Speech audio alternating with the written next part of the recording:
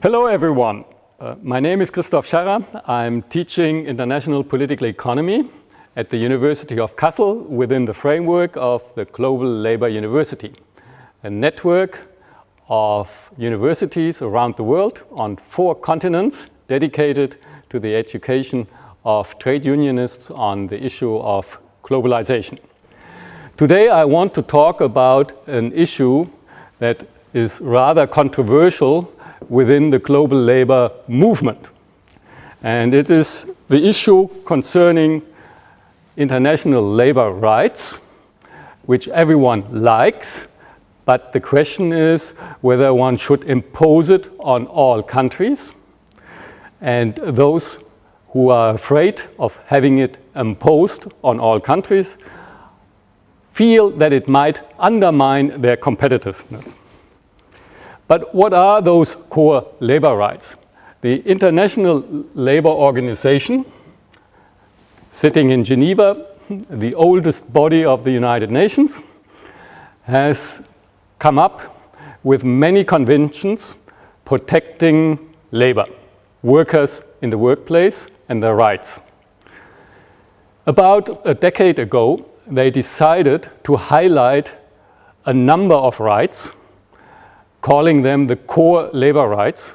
And the first among them is the freedom of association, the freedom to band together. And another one is collective bargaining. And one can actually then bargain with companies for better wages, working conditions, and so on. And then there are a couple of rights that try to eliminate certain labor practices, like forced labor, or the discrimination, or child labor. Now, all countries in the world violate these labor rights.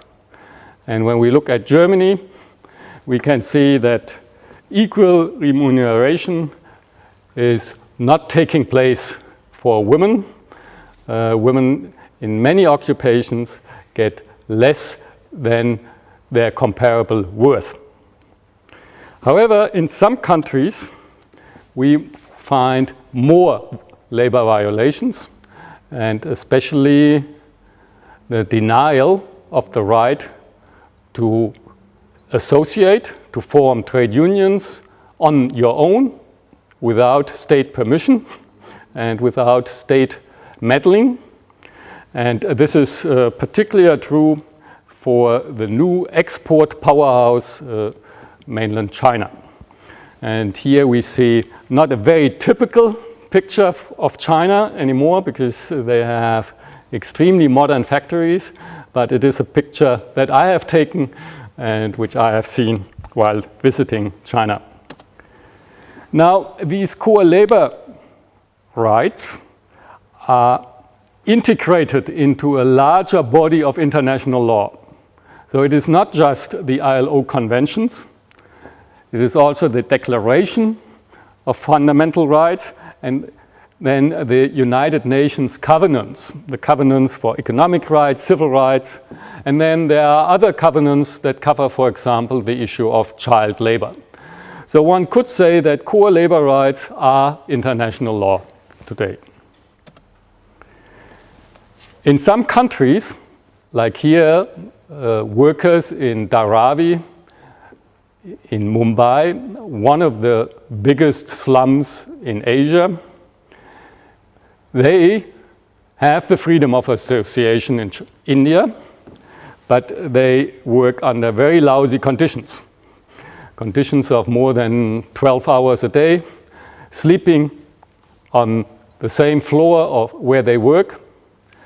But in relationship to those who do not have the right, they have at least then the chance to organize themselves and to try to struggle for the improvement of their labor conditions. And our partner in India has started to organize a trade union with a nice name, Learn, that is working in that slum in Dharavi, organizing now garment workers, female garment workers predominantly. So there is a chance then to make use of the rights, but they are not leading automatically to better working conditions. Now, the debate is on whether one should force upon all these core labor rights. And the concern raised especially by the governments, of course also the employers' associations, but also some trade unions, was that if one adheres to these kind of rights, that one prices oneself out of the market, meaning that production costs will go up, and then one no longer can sell one goods, and one would have less employment and less chance for development, losing the competitive advantage. When we look at economic textbook, we find that they support these concerns. The simple argument of supply and demand in the economic textbook is that whenever you have higher costs, then your sales prospects are harmed. You may sell less than what you would have done if your costs would be lower. However, this simple economic reasoning may not quite capture reality. These models do not recognize efficiency wages. Efficiency wages are wages that are higher, and because they are higher, they are motivating the workers to expend more of their labor, and they also allow them, and that's important in the development context, allow them to be more healthy, because the higher wages then give them better access to the medical system there. And healthier workers are usually more efficient workers. Yeah. However, the efficiency does not come right away. It usually takes a bit of time. But it is not just the workers that react to efficiency wages, it is also employers. If employers have to pay more, they will have to think about it. And they will start to employ labor more carefully. And they will try to find certain efficiencies that have not been seen so far. They will try to organize the labor process in a more efficient way, thereby increasing productivity, and out of those increases of productivity, then higher wages can be paid. And they also overlook the issue of market power. And the market power, I think, is on a global scale a very important concept. Because on the global scale, I would say that we have a structural oversupply of labor power, which leads to a destructive South-South competition. There. What do I mean by a structural oversupply? That is that it doesn't go away so easy, that there are many forces that lead to this situation, that we don't have an easy balance of the markets that you would find in the textbooks.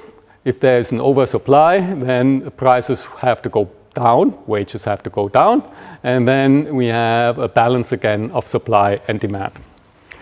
But we don't find that in the global labor markets. In the current crisis, the ILO, the International Labour Organization, has calculated that about 50 million people lost their jobs. Yeah. And many of them have not regained those jobs, especially in the Euro crisis countries now. Now, what are the sources now that drive the structural oversupply? And that is the common issue of rapid population growth. But it is also, and again, a rather common issue, the displacement of subsistence agriculture. Here we have the example directly in Germany. About 1% of the population works in agriculture. Same is true in the United States. However, in India, we have about 60% of the population working in agriculture.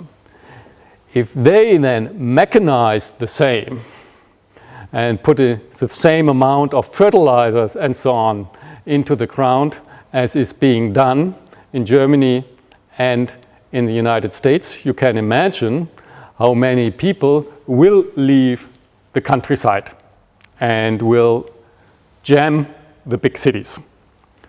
Yeah. And this process is ongoing. People are leaving the countryside because agriculture becomes more efficient, more productive, and less people. The end of communism, more than 2 decades ago now, brought a major supply shock about. Why a shock? Because before the Soviet Union, China, and to a certain degree socialist India were withdrawn from the world market. They were not part of the world market. They had their own markets. And with the end of communism, now international investors can go to many of those places. And suddenly, these people also become part of the global labor pool. They are accessible for exploitation, or they're accessible to put to work, however you want to put it. But suddenly, a much larger group of people joined the world market. In other parts of the world, the debt crisis of the 80s or the Asian crisis then of the late 90s forced these countries to become more active into exporting and thereby also becoming part of the world market. If you export more, then you export in a way your labor power, or you offer your labor power to the world market, to other markets around the world. Now, if you have that oversupply, then the logical response would be to cut it, to withdraw. But for human beings, to withdraw labor is not so easy. A household that comes into dire straits, as we have seen in the Asian crisis, for example, in Thailand, might then need to send their kids to work in order to survive. Yeah. Withdrawing the kid from school and put the kid to work in order to feed the family, and thereby increasing actually the supply of labor power in the market. So it is a counterproductive move, but a rational move for the individual household. But overall, of course, it leads to more supply of labor power. Going back to agriculture is rather difficult, especially also with soil depletion and climate change and so on. But also if people have come to the city, they have acquired a certain city lifestyle and are not so easy to adapt back to agricultural life. And in many countries, then they will also lack social protection. So they have no other chance than to fight for their livelihood. And that means also offering their labor power. A way out of it would be, of course, then to collectively decrease the offering of labor power. And that has been the role of trade unions, trying to fight for the 8-hour days. That is an attempt to limit the amount of labor that is offered in the market.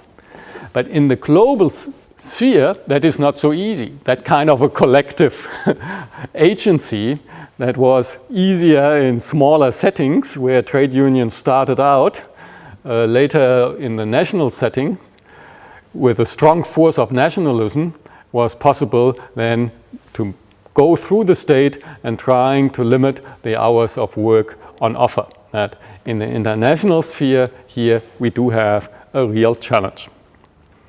Now, when we look at that global labor pool, then we see down here the amount of people. And it's easy to see India, China, and Indonesia are those countries with lots of people in the working age population there.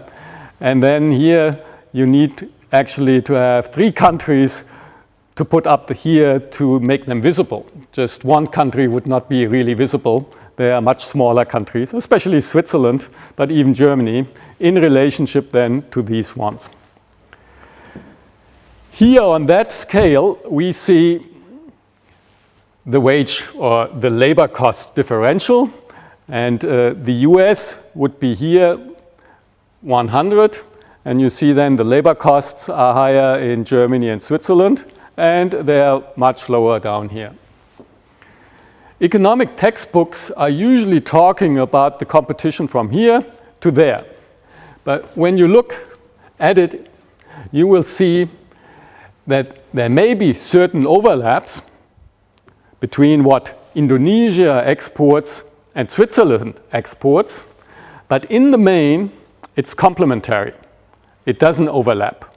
Switzerland is sending out complex chemicals, complex machinery, and Indonesia is very strong in garments, footwear, and that kind of industry. So it's a more of a complementary trade. But down here, you have countries that are pretty much in the same business. Yeah. And it is the business that one can enter rather easily. And garment is one of those industries where you can enter with rather little capital and with little training requirements, because the employers get that training for cheap, for nothing, because the young female workers have gotten those skills in the household. They got that from learning in the household, so they didn't have to be sent to special schools, expensive training grounds and so on, to let them work in a garment factory. No, these kinds of skills, and which are real skills, but they were not acquired outside the household, they were acquired inside the household, in the family. Yeah. And so here, down here, we have quite an overlap of what they do, and we have easy market entrance, and that means we have also lots of competition. Lots of competition. Of course, we have also competition up here. When we look, for example, at the multinational Ford as a car company, which produces then in Belgium and in Germany, and in Germany close to Belgium. So the two factories are not that far apart. And when the one factory agrees to let the machines run longer, then of course the other factory might also have to follow suit, or the company will tell them that they might be closed down and they will relocate to Belgium or vice versa to Germany. So there is also competition there, but the competition is much less, because in order to enter the competition, you already have to have a huge capital stock and a very skilled labor force there, while for garment, you don't need that. So here at that end, you have that competition. When we take an example, we could look at the rather skill-intensive industry, the handmade carpets, but a skill that is also then learned in traditional ways.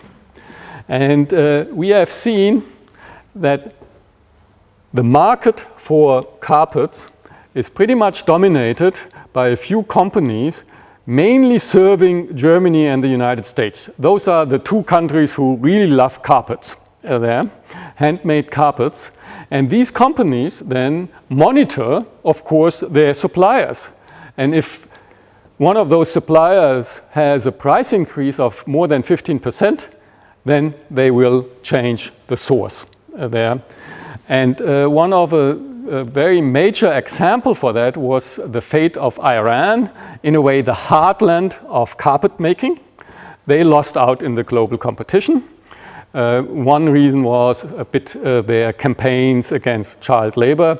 Another reason is the oil, which leads to a high exchange rate, which makes their labor-intensive products rather expensive to the outside. So they could no longer compete. So they were originally the heartland of handmade carpets.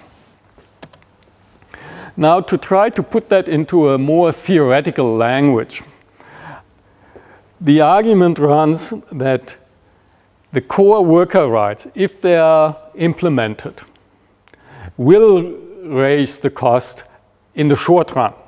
In the long run, we may have efficiency gains. That's the efficiency wage theory. But in the short run, they might lead to wages that are above what is called the market clearing price, meaning above what the customers would pay, and therefore they threaten the competitiveness. Companies can source then from another place. And this is the more acute for regions which are quite comparable in their factor endowment. Factor endowment is the issue of how much capital they have, how much skilled labor force they have, or how labor intensive their industries are. And those countries with a large so-called unskilled labor force, they would be in a weaker position. They have the stronger competition. And the conclusion, therefore, is that if developing countries want to raise and should raise social standards, implement and adhere to these kind of core labor rights, then they cannot do that so easily in isolation. They need to come together. It is a question of collective action to make sure that all of the countries adhere to it, because if they are not doing it together, then countries will be undercut, countries will lose out in that kind of a competition among themselves for access to the markets, usually in the rich countries. So the argument runs the way, yes, there may be cost increases. Over time, they might go away, but when you implement something, then they are there. The countries are therefore threatened. People are threatened in their livelihood. They are threatened by relocation. And therefore, they need to have that kind of a collective action. A collective action one had seen in local spaces with the emergence of the trade union movement.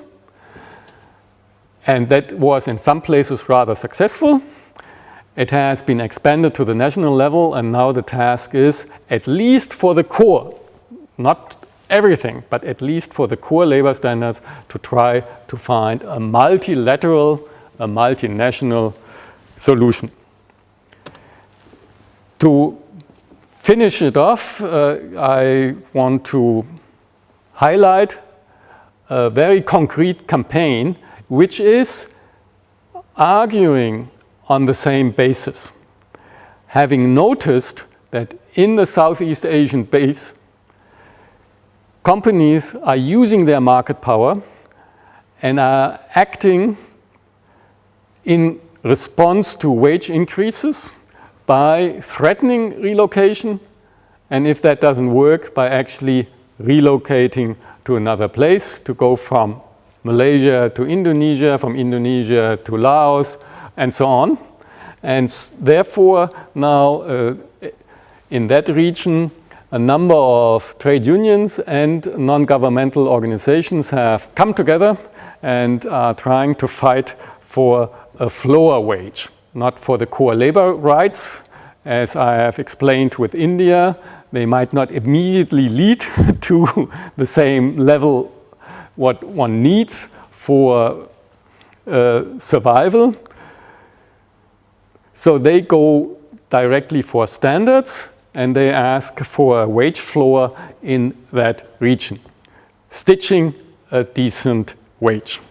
And I'll finish with a hint or a bit of an advertisement for some of the books from which I have drawn my argument. Most of them are in German, but the red one is in English. Thank you very much for your attention.